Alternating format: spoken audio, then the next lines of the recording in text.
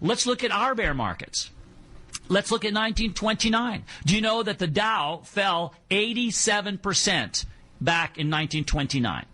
Now, let me ask you, dear listener, how long do you think it took for the market to get back to even from 1929? The answer is it took 25 years. It was 1954 before it got back to even.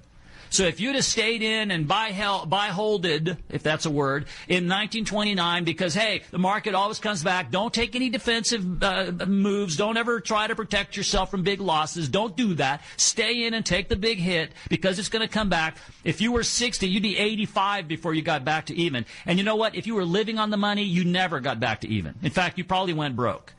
So, but that's 1929. Well, how about the 70s? The market went down 50% back there, and it took 8 years to get back. How about 2000?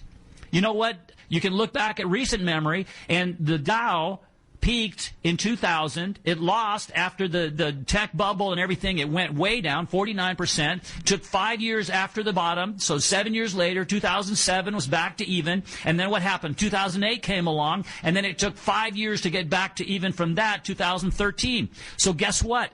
If you'd have retired in 2000, it didn't take 7 years to get back to even. It took 13 years. It wasn't until 2013 that we once again saw where we were back in 2000. 13 years you're living on the money.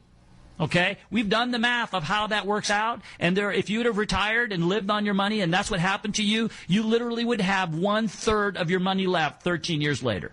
Now let me ask you, can you live on